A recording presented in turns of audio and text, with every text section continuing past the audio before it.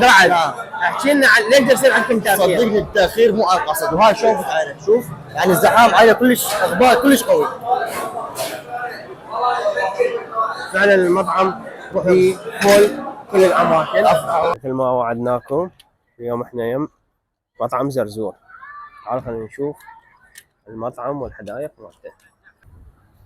بسم الله.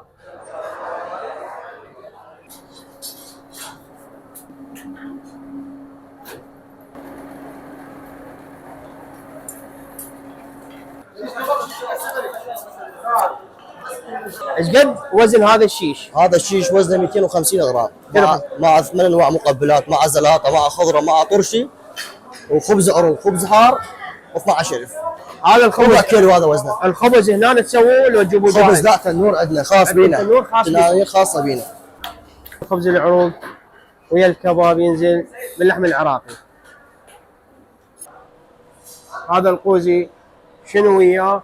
ايش قد وزن؟ هذا لحم عراقي، وزن الطلي كامل 18 كيلو، يعني لحم ترف. وزن اللحمه نص كيلو، مع 3 انواع تمن، مع مقبلات، مع زلاطه، مع خبز حار، خبز عروق، مع شاي مجاني، بيبسي مجاني، لبن مجاني، سعره 22,000 دينار. زين؟ زرزور انتم عندكم بس كباب؟ لا، اكل غربي، مطبخ الغربي، شاورما دجاج، يعني عندنا مطبخ الغربي فعلناه. فعلتوه؟ المطبخ الغربي. اليوم احنا بمطعم زرزور، اليوم ثاني يوم العيد. نتمنى ان تقول لنا انطباعك عن المطعم بصراحه.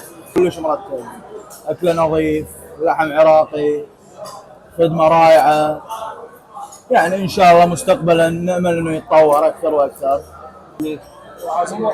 نفس الصوره ترى، هي مو نفس الصوره.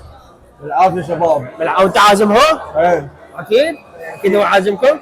اتمنى لكم ان شاء الله الصحه والعافيه. شكرا جزيلا حبيبي. هاي المقبلات رايحه لثلاث نفرات مجانا مع الطلب اللي يطلبوه. هذا احد متابعين برنسو بضيافه مطعم زرزور. هذا الطلب مالتنا.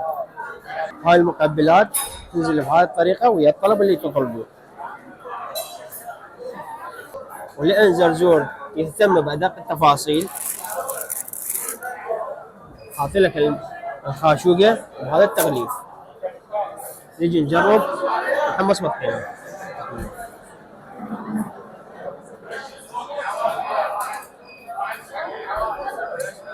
الابتسامه بين على وجهي.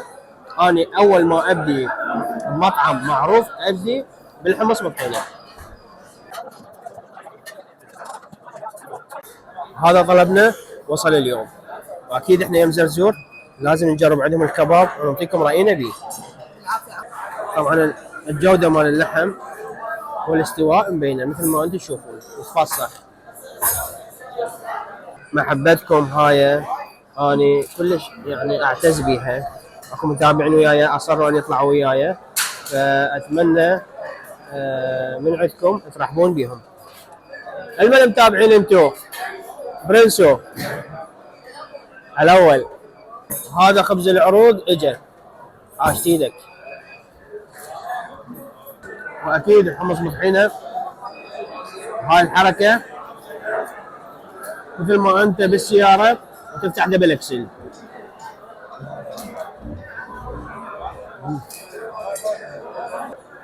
خبز العروض باللحم العراقي وياها الكباب.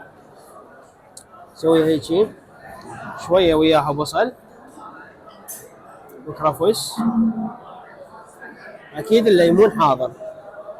ونقول بسم الله. ام العراوي اكيد موجوده بمطعم زرزور. هاي علامات الجوده. طبعا هذا مكان العوائل، الطابق الثاني كله فل. من هنا على يسار كذلك عوائل بس ما راح نقدر نطلعهم. المطعم كله فل. هاي الشباب هنا قاعدين كذلك. هسه صار وقت شاي العراقي. عاشت ايدك. طلعنا من مطعم زرزور، جربنا الاكل عنده.